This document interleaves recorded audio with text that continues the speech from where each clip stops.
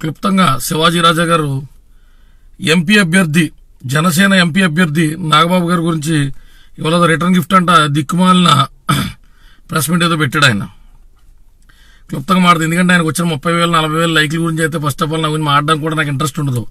అది మన కార్యకర్తలు కొంతమంది అన్న ఏదో ఇష్టం వచ్చినప్పుడు మాట్లాడంటే ఆ పనికిమాలిన వీడియో అయితే ఒక 5 నిమిషాలు చూడాల్సినటువంటి దరిద్రం అయితే కలిగింది ఈరోజు.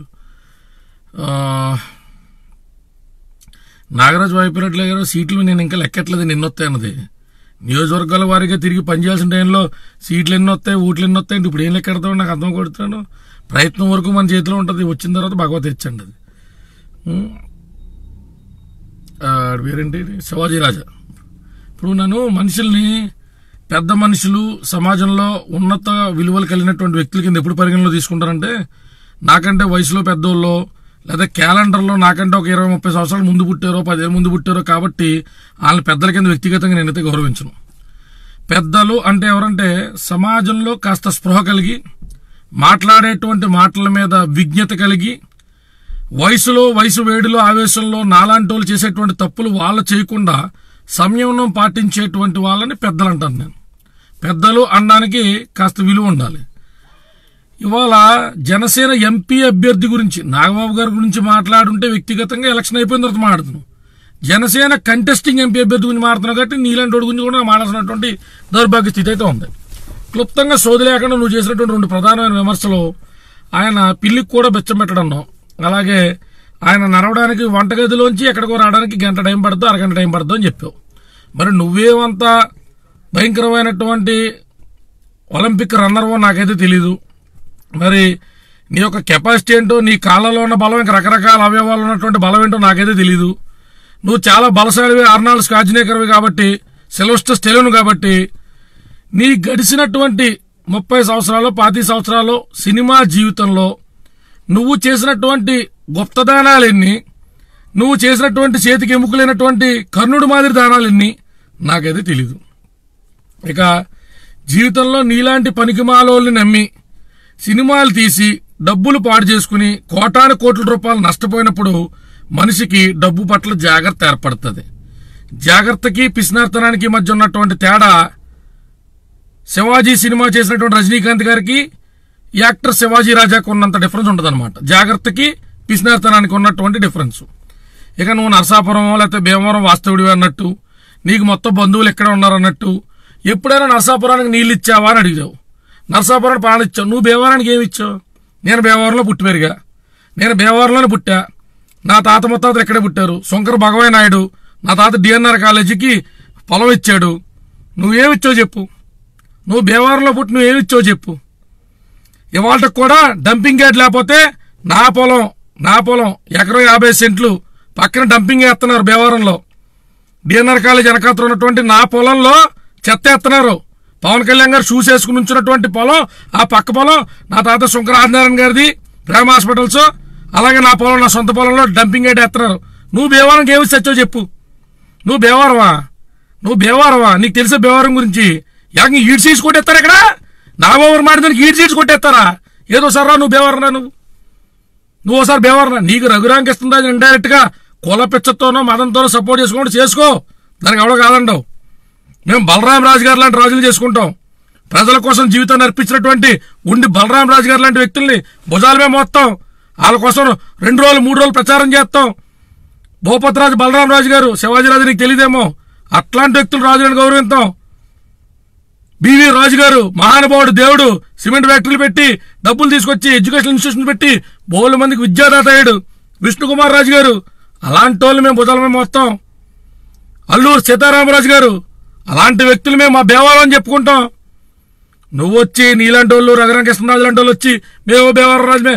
కొంతమంది రాజులు ఆస్తులు త్యాగం చేస్తే, వాళ్ళ జీవితాల పరంగా పెడితే, భీమవరంలో విద్య, వైద్యం, సమగ్రాభివృద్ధికి కారకులైనటువంటి రాజులు నీడలో కొంతమంది పనికిమాలోలు మేము రాజులను క్లెయిమ్ చేసుకోలేమో కానీ నాకు భీమవరం డైనమిక్స్ గురించి, ఈక్వేషన్స్ గురించి నాకు టీచ్ చేయొద్దు.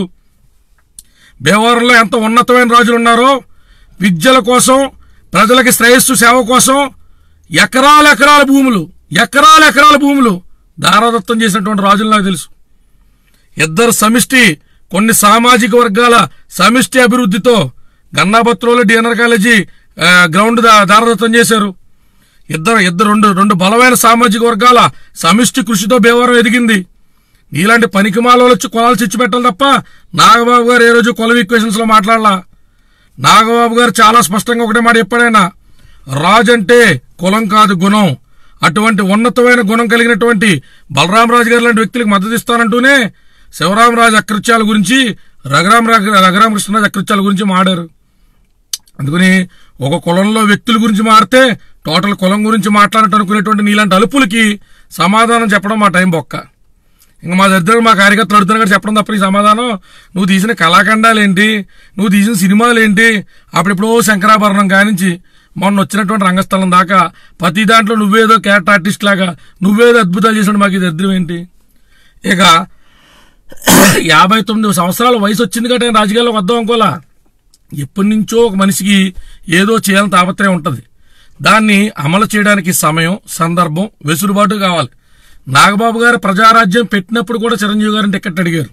నేను ప్రజాసేవ చేస్తానని, నేను ప్రజలు ఉంటానని. అంటే చిరంజీవి గారు రకరకాల ఈక్వేషన్స్ ఇచ్చారు, నాగబాబు గారు సహకరించలా. పవన్ కళ్యాణ్ గారు సహకరించారు. అందుకని దయచేసి మా ఎంపీ అభ్యర్థి గురించి నువ్వు ఓటేద్దంటే జరిగిపోయే అద్భుతాలు, నీ మాట ఇచ్చుకుని వ్యవహారంలో మాకు యాంటీ ఓటింగ్ అంత సీన్ నీకు లేదు, నీకు అంత ఇన్ఫ్లుయెన్స్ చేసే సినిమా లేదు. కేవలం మళ్ళీ చెప్తున్నా, మా కార్యకర్తల ఆనందం కోసం నీ పేరు తీసి మాట్లాడడం తప్ప జీవితంలో you're not an achiever, neither you're influencer, nor you're a common great human being also. You're just a second grade actor, అంతే. అర్థమైందా? ఇక నాగబాబు గారు కాలు గురించి మాట్లాడు. టెన్నిస్ ఎల్బో లాంటివో, కాళ్ళకి ఏదన్నా వయసు పెరిగే కొద్దీ మన బాడీ వెయిట్ రీచ్ అనో, రకరకాల రీచ్ అనో, అవయవాల్లో ఎముకలకి ఏదన్నా ఆ దారుఢ్యం తగ్గితే, ఒక మనిషి కష్టంలో ఉంటే దాని నుంచి నువ్వేదో భయంకరమైనటువంటి అసలు పీటీ ఉసలాగా, అశ్విని నా చెప్పలాగా నువ్వు మామూలుగా పరిగెడితే 5 సెకండ్లో 5 కిలోమీటర్లు పరిగెడతానంట. బిల్డప్ ఏంటి? అవతల యొక్క ఆ కాలు నొప్పి ఫిజియోథెరపీ చేసి కూడా తగ్గుద్ది కానీ ఆ మనిషి చేయించుకోవట్లా. ఆ మనిషిని పట్టుకుని నువ్వేదో ఆయన గురించి నువ్వు ఆ రకమైన విమర్శలు ఏంటి నాకు అర్థం కొడుతున్నా. నువ్వు ఎక్కడైనా కనపడితే ఎలక్షన్ అయిపోయిన తర్వాత నీ కాలు కూడా సరి చేసేటువంటి బాధ్యత మాది. మంచి గట్టిగా చేద్దాం ఒకసారి. అందుకే ఎలక్షన్ 2-3 రోజులు అయిపోయిన తర్వాత మారదాం శివాజీ రాజా. నువ్వేదో పెద్ద మగోళ్ళలాగా అవయవాల గురించి నరసాపురం మొత్తం డెవలప్ చేస్తారా? నరసాపురం మొత్తం ఎవరు డెవలప్ చేస్తారో అది కూడా చెప్పావా? రఘురామకృష్ణ డెవలప్ చేస్తాడా? శివరామరావు డెవలప్ చేస్తాడా? నరసాపురం బోర్డర్లు తెలుసని అడిగో. నరసాపురంలో మొత్తం ఎన్ని నియోజకవర్గాలు ఉన్నాయి? నరసాపురం పార్లమెంట్ పరిధిలో జనాభా ఎంత? ఓటర్లు ఎంతమంది? ఏ కుల ప్రాతిపదికన ఎంతమంది ఉన్నారు? ఎన్ని విలేజెస్ ఉన్నాయి? ఎన్ని మేజర్ పంచాయతీలు ఉన్నాయి? ఎన్ని పవర్ గ్రిడ్లు ఉన్నాయి? ఎన్ని సబ్ స్టేషన్లు ఉన్నాయి? ఎన్ని రైల్వే స్టేషన్లు ఇప్పుడు దాకా ఎలక్ట్రిఫికేషన్ జరగలేదు? నువ్వు చెప్పిన వింటాను నరసాపురం పార్లమెంట్ గురించి. నువ్వే చెప్పాలి, మేమే అనాలి మా దరిద్రానికి. ఎవరికాడు రాజకీయాలు మాట్లాడతాడు బాబు ఈ మధ్యకాలంలో దరిద్రంగా అయితేనా? టీవీలు చూసావు, న్యూస్ పేపర్లు చూసావు, ఎవరికాడు రాజకీయాలు? ఓ నియోజకవర్గం గురించి పార్లమెంట్ నువ్వు మాట్లాడతావా? నువ్వా? నా కర్మ నా దరిద్రం అంతే తినడానికి. మళ్ళీ మా వాళ్ళు చెప్పడం దరిద్రం దిక్కుమాలి వీడియో మళ్ళీ చూస్తాను నీకేదో కౌంటర్ ఇవ్వమని చెప్పడం. మా కార్యకర్తలేమో నువ్వు ఇచ్చిన దానికి కూడా ఏదో అద్భుతాలు జరిగిపోతే మాయ జరిగిపోతాయి అనుకుంటారు. అసలు మీ ముఖాలు చూసి పొరపాటు 10 ఓట్లు కూడా పడి ఆగిపోయి ఏముండదు మాకు తెలుసు. పోను నువ్వు వచ్చి ప్రచారం చేసే శివాజీ రాజా కింద వ్యాన్ ఎక్కేసి నా బాబారు కొట్టేది తిరగచ్చుగా చెప్తాక ఎవడన్నా నిన్ను సొత్తాను సెల్ఫీ చేయడం 10 మంది వస్తారు అప్పుడు తెలుస్తుంది పోనీ నీకు. మా కర్మ మా దరిద్రంగా అయితేని ఎవరికారు రాజకీయ నాయకుడు రా బాబా. ఏం కర్మో ఏం దరిద్రమో, రాజకీయాలు అంత పలసన అయిపోయినో తెలీదు. ఒక కమిట్మెంట్ ఉండదు, ఎలక్షన్ కనబడి ఉండదు. ఇంకేంటి రిటర్న్ గిఫ్టా? నీ బాధలు ఏంటంటే నీకా సినిమాలు చేసుకునే ఓపిక లేదు, నిన్న సినిమాలు తీసుకునే పాత్రలో లేవు. మా అసోసియేషన్ ఏదో అడ్డెట్టుకుని ఏదో 4 రూపాయలు సంపాదించుకుంటా, ఆ ట్రిప్లని ఈ టికెట్లని 4 రూపాయలు సంపాదించుకునే ఇంకో బాపత ఇంకో మందే పాపం. అది కాస్త నోటికాడ ఇస్త్రాగా ఆగేశారు కదా. నాగబాబు గారి మీద నీకు ఉండేటువంటి బాధలో న్యాయం ఉంది, ధర్మం ఉంది. ఆ 4 రూపాయలు నిన్ను ఏదో అక్కడెక్కడ మీటర్లు వేసుకుని కమిషన్ లాక్కుని తినేసిన డబ్బుల్ని ఆయన లాగేశాడే అన్ని బాధ ఉంది. అంత వల బీపీ ఎందుకు వచ్చేస్తుంది అబ్బాయి నాకు అర్థం అవట్లేదా?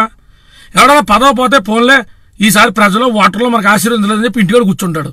నువ్వు అసలు ఎనలేని బాధ, డిప్రెషను, సప్రెషను, అగ్రెషను అన్ని కలిపి వచ్చేతనేంట్రా? అంటే ఎంత మీటర్లు వేస్తుండి ఎన్ని డబ్బులు మీటర్లకు అలవాటు పడి ఉంటే ఇవాళ నోటికని వెళ్ళిపోయినా నీకు ఎంత ఆవేదన వచ్చేస్తుందని అడుగుతున్నా. మేము టికెట్లు ఎక్స్పైర్ చేస్తాం, మా టికెట్లు అనేది నీ రోడ్డు ఎక్కలేదు.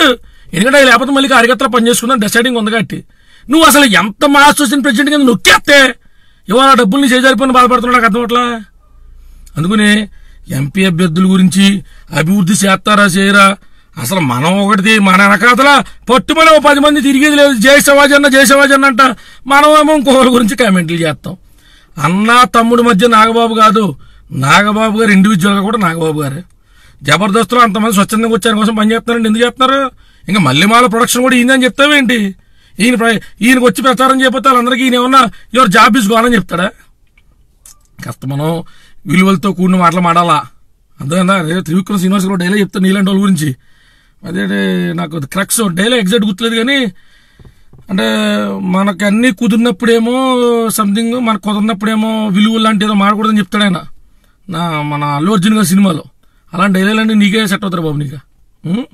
ఎందుకంటే ఏదో నీకు ఆయన గెలిపించినప్పుడేమో అందరూ దేవుళ్ళా, నీ నోటికాడ ఇస్తున్నావు తేడాగాడు అని చెప్పి లాగేస్తే నువ్వు ఆటోమేటిక్గా నువ్వు వచ్చేసి ప్రెస్ మీట్ పెట్టేసి తలసొక్కేసుకొచ్చి నీట్గా ఇంకా ఓపికలే సరిగ్గా ఎత్తలేదు నీకంటే పని పాటలేదు కదా. మాకు పొద్దునుంచి 10 నియోజకవర్గాలు తిరగాలి, ఎవరికొక ప్రచారం చేయాలి, మేము అసెంబ్లీలోకి వెళ్ళిపోతాం, అసెంబ్లీలోకి వెళ్ళే వాళ్ళు సహకరించాలి, మాకు కోరికలో గోల్ అని ఎడుతుంది కట్టి ఎంపీ అభ్యర్థుల గురించి మాడేసి అంత పెద్ద స్టేట్మెంట్లు అయ్యి నువ్వు ఒక కార్యకర్త మీరు కొంచెం సాటిస్ఫైడ్గా ఉండండి. ఇప్పుడు ఇలాంటి పనికి మాల గురించి 2 రోజుల్లో ఎక్కడో ఎన్ని తిరిగి వస్తున్నాను నేను, మీరు ఈ లోపల ఎన్ని పెట్టి దాని గురించి రెస్పాండ్ అవ్వమంటే ఇలాంటి చిల్లరగాల కోసం ఏం రెస్పాండ్ అవుతుంది చెప్పండి?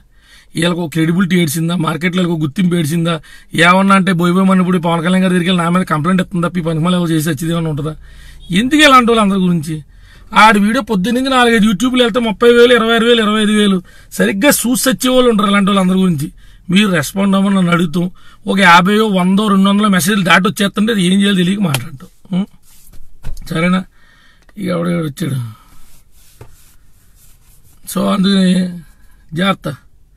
ఈ రవీందర్ రెడ్డి నాడు మొత్తం ఫుల్ వైట్ ఉంటాడే వీడు. పనికి మళ్ళా కొడుకు ఎలక్షన్ అయిపోయింది మొత్తం రోడ్డు మీదకి వెళ్ళిపోతుంది.